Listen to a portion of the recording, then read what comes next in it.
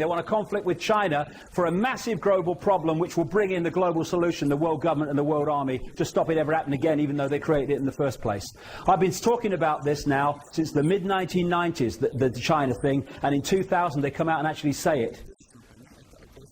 It is time for the presence of American forces in Southeast Asia, it says. This could lead to American and allied power providing the spur to the process of democratization in China. These people are crazy, but not stupid. It called for the creation of US space forces to dominate space and total control of cyberspace to prevent their enemies using the internet, i.e. people like me and others who are exposing this. They're trying to more and more edit and censor the internet.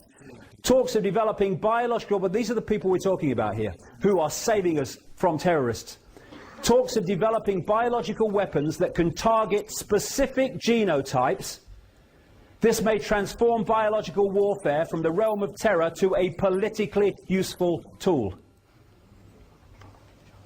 And this is what it said in that document when it was saying that there was a problem with introducing this agenda because the people wouldn't have it. And this is what it said in terms of the timescale of this agenda.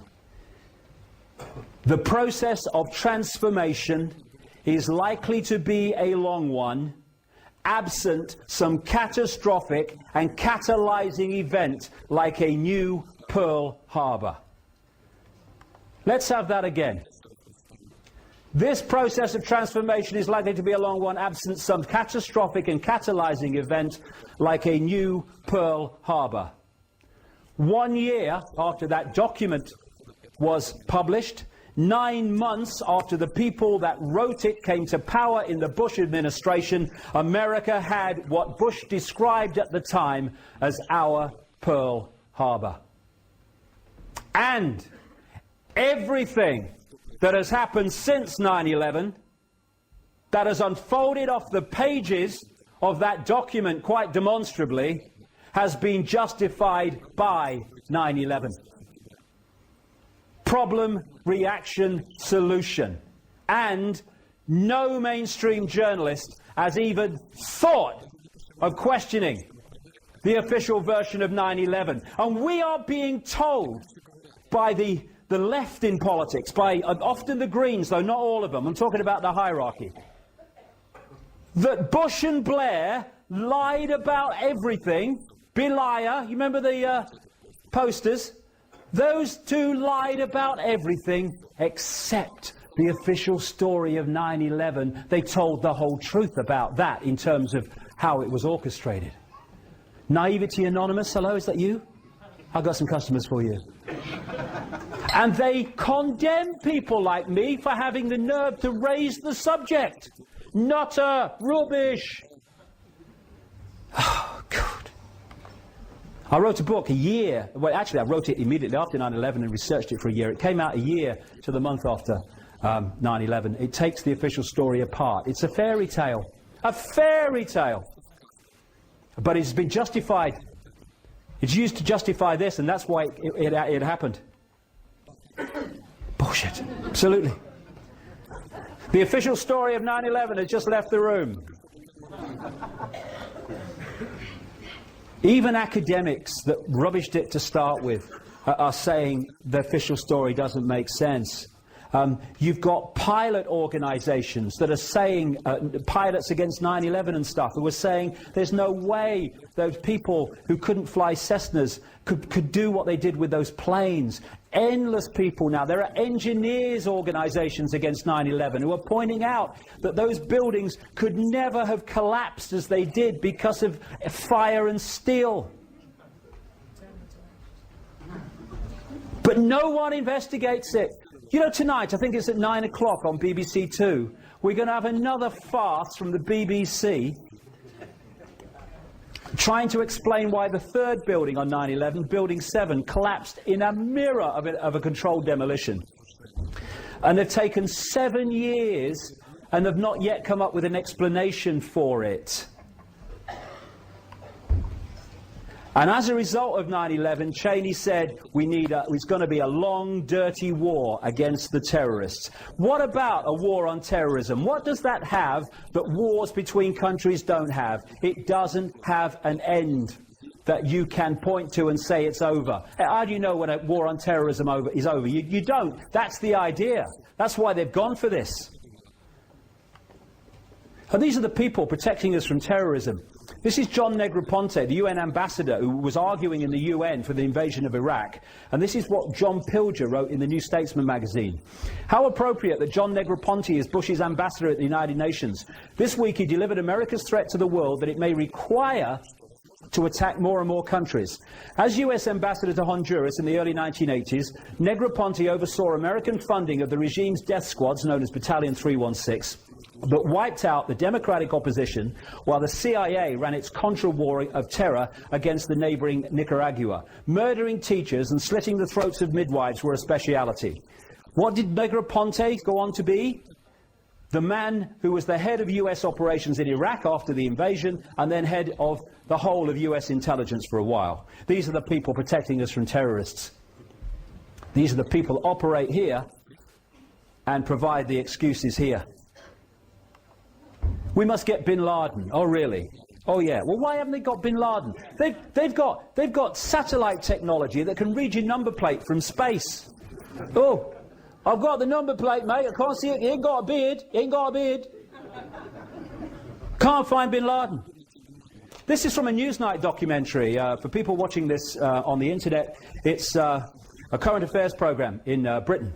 A guy called Greg Palast is an American journalist, and as journalists go, he's well ahead of your normal mainstream journalist. He said in Saudi Arabia, this is a quote that was from Michael Springman, US consulate in Jeddah, Saudi Arabia, that was on the program. He was in that position when Father Bush was president. In Saudi Arabia, I was repeatedly ordered by high-level State Department officials to issue visas to unqualified applicants. These were essentially people who had no ties either to Saudi Arabia or to their own country. I complained bitterly at the time there. I returned to the US, I complained to the State Department here, to the General Accounting Office, to the Bureau of Diplomatic Security, and to the Inspector General's office. I was met with silence. What I was protesting was, in reality, an effort to bring recruits rounded up by Osama bin Laden to the US for terrorist training by the CIA. They would then be returned to Afghanistan to fight against the then Soviets, which I mentioned earlier. And this is Palast on the same document or the same report on the program. I received a phone call from a high-placed member of a US intelligence agency. He tells me that while there's always been constraints on investigating Saudis, under George Bush it's gotten much worse. After the elections, the agencies were told to back off investigating the bin Ladens and Saudi royals, and that angered agents. Why? Because the Bush family were connected into the bin Laden family in ways I describe in my books, and it was one of those to create the war on terror. This is the late Robin Cook, just before he died. Throughout the night, he was one time Foreign Secretary in Britain. Throughout the 1980s, bin Laden was armed by the CIA and funded by the Saudis to wage jihad against the Russian occupation of Afghanistan. Al-Qaeda, literally the database, was originally the computer file of the thousands of mujahideen who were recruited and trained with the help of the CIA to defeat the Russians, as I said earlier. In other words, they were creating the terrorists to frighten the people with, to justify the introduction of the Big Brother state. David Davis, Shami Chakrabarti of Liberty, wake the hell up! Because they don't want to know about this.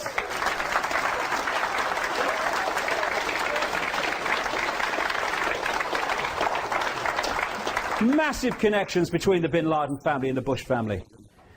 And here's the man, Zbigniew Brzezinski, who was at the heart of what I've just described when he was in the Carter administration, the man behind Barack Obama. Change we can believe in.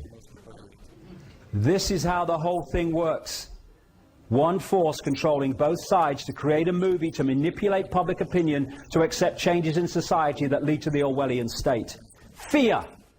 Fear, the four-letter word that controls the world. Once you get people in fear, they will look outside of themselves for people or organizations to protect them from what they have been manipulated to fear. Fear is the greatest of all mass mind manipulation techniques. Because of fear, we have this introduced, justified by what I've been talking about. This is a poster from Germany in 1934. That's a poster from London today. And this is from Sheffield. Someone in Sheffield sent me this. This is from Sheffield bus station. Every bus, tram, let's start from the top. Spit and run, you'll still get caught. DNA. Ooh, aye. Every bus, tram and interchange has DNA testing kits. Spit at the staff and you can be traced and prosecuted, even if we don't know what you look like. And your records will be on the national DNA database forever. We're free, honey. I love it. Did he spit? Get the DNA tested. What? What are you talking about? Here we go. Help me find and kill the terrorists. Tell on your neighbours. Tell on your friends. Tell on your family. Hey, there's some meeting going on at that Willoughby Manor Hotel. I don't know what's going on here. I think we better get over here quick. Yeah, you might bloody learn something. Get over.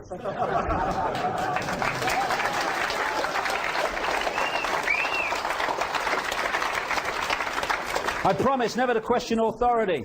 I promise never to bring up my rights. Stop asking questions. They'll all want to do it. Quiet! Shut up! But you can have free speech. There you go. No problem. Free speech zones. What's that about?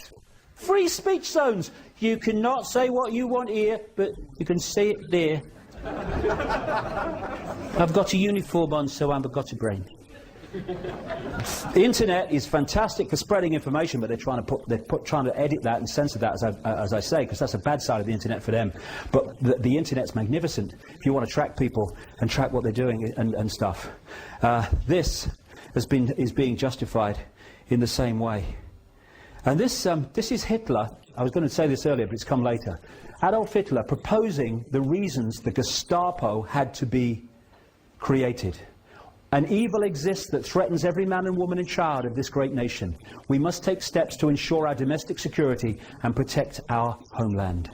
I think I've heard that somewhere before. Michael Chertoff, head of Homeland Security in America. And now we have a Homeland Security. Homeland Security has suddenly become a name of departments and shadow departments. It's Homeland Security. So like I say, that's what it is. Okay. The Big Brother by-election. I do go on, and I probably will a bit longer now. Quite a bit longer yet, actually. There is... Now, you see, when you're going to control debate... Now, I want to say this, because, you know, I want to keep this within the bounds, not exaggerate and make bloody wild bloody claims that haven't been investigated.